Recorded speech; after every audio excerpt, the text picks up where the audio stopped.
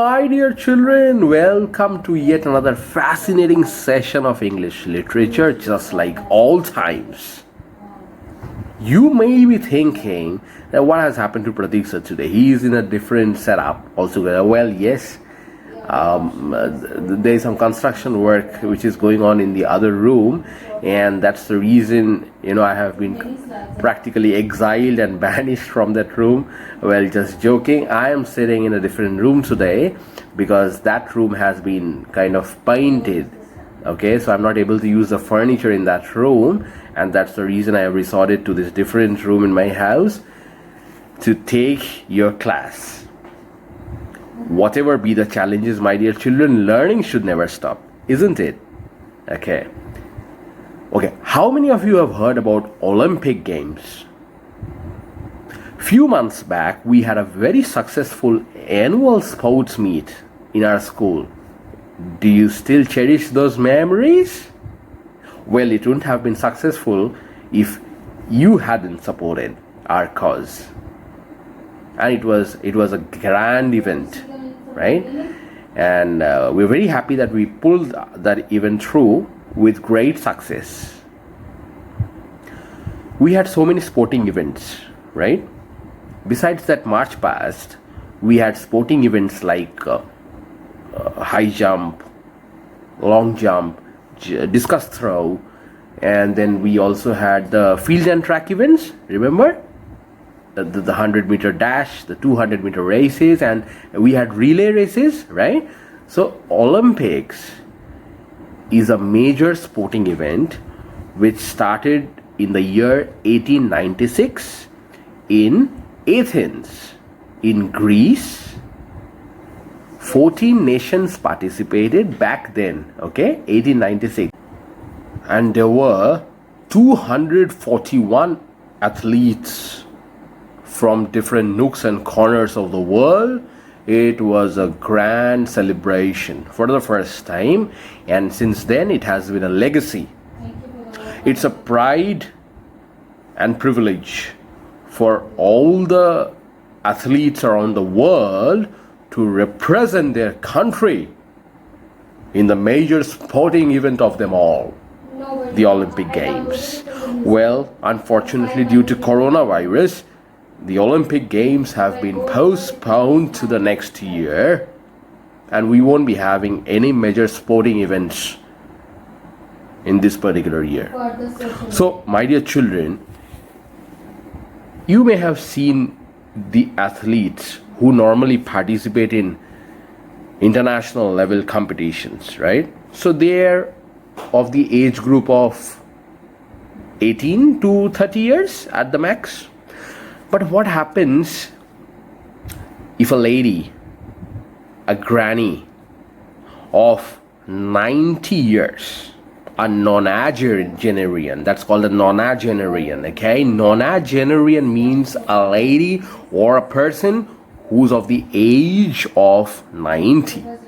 What would happen if a grandmother with a walker and a wheelchair participated in any one of these events, Olympic Games, and won gold for her nation? Wouldn't it be surprising? So can you guess the name of our poem? It's easy for you now. Well, the name of our poem is The Olympic Granny, and it's been written by one of our poets who was born in California, and his name is Ken Nesbitt. Okay? Before I take you through into the poem, let me show you some of my personal medal collection. Well, my dear children, in this sporting event, there is a special run. It's a special category race. It's not a race where you come first, second, or third. It's more about participating and completing the race. That's called running a marathon. Okay? So we have various categories, even in Bangalore and in most of the metropolitan cities during the month of November to January. It's the winter season, right? So people can run on the street. So there are many corporate houses which organize major events called marathons. So you can ask your parents, in case if they're working in IT companies, they'll be able to tell you. Okay.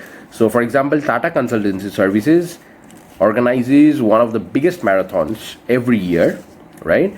And a lot of people who participate, these are all health conscious people, and the main agenda of having marathons is to promote the importance of fitness in our lives, right? So I am a marathon runner. I'm a professional marathon runner. Okay. And this race is actually, it's not a race, it's basically an event which has been categorized into 4 different categories, namely a 3-kilometer run, 5-kilometer run, a half marathon, which is a 21-kilometer run, and a full marathon, which is a 42-kilometer run. I run 10-kilometer marathons, and I wish to show you some of my medals. Well, this is the Kolkata Police Save Drive, Save Life Marathon, which was organized, I think, 2 years back. Well, yes. So this is the medal, as you can see. I have a few more to share with you. This was in the year 2014. You see, it's faded completely. This is Run for Fitness. Yes, the CSC Run for Fitness. Yeah, it's a faded one. Okay. So I take a lot of privilege in maintaining my health and being fit. Okay. So this is another one. It's quite a big medal. Can you see this? Okay. So this is it's a Unity 21K finisher. So this was the only event where I ran 21 kilometers at a stretch. Okay, not an easy thing to do. I finished this race in 2 hours and 33 minutes. Okay, so imagine running on a road of concrete for 2 hours and 33 minutes. Well, it takes a lot of patience and a lot of energy.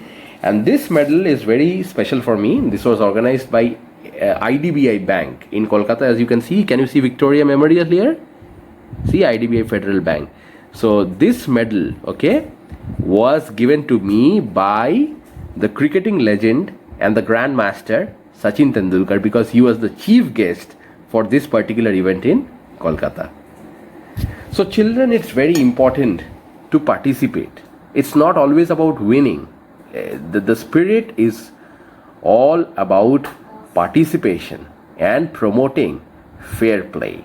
Okay, so without further ado, let's go and read the poem once. I'm going to read it out for you once with intonation and energy, just like I do all times. And you can read once along with me, or maybe once I'm done with this video, you can go through the poem once. It's not very difficult. There are few categories of events, okay, in which this grandmother participates, and she comes out with flying colors, my dear children. Such surprising, isn't it? A lady of her age winning gold on a wheelchair. Commendable, mind-boggling, right? So I'm going to read the poem out for you once. Listen to it very carefully. When grandma goes for gold in the Olympic Games this year, she laughs at her competitors and make them quake with fear.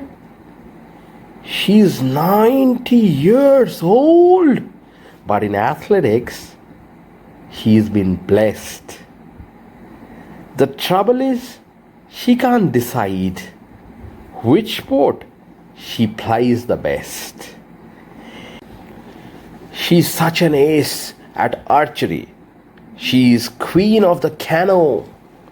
She's tough to top at taekwondo and table tennis too. She dominates the diving board.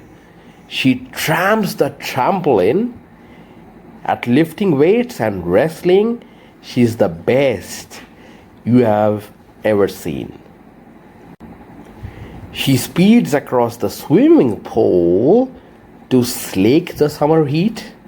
On BMX and mountain bike, she simply can't be beat.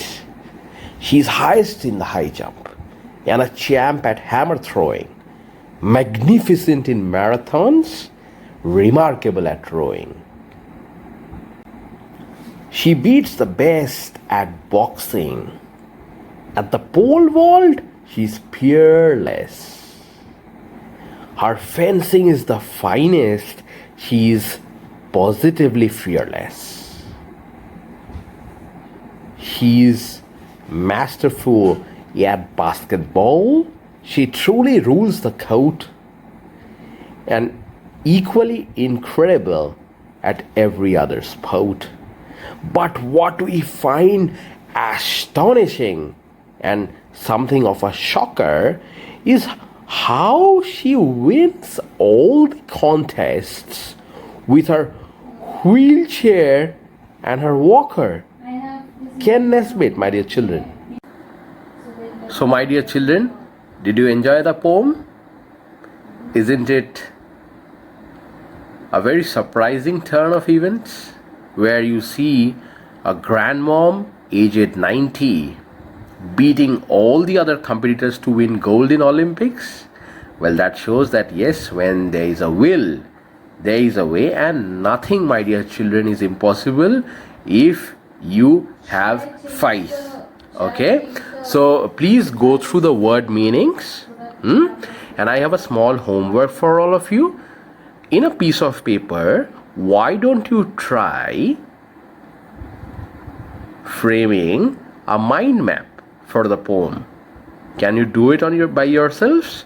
Okay, in case if you have any doubts, we are going to interact in the next upcoming doubt clearing session on Tuesday. You can send your screenshots there. Okay, you don't need to send it in the email because this is not a very formal exercise, it's only a practice. So I want a mind map with all the events. Okay, which are all those categories in which grandma participated in this poem as per the poet. Okay, don't include your own events, it has to be as per the poem, right?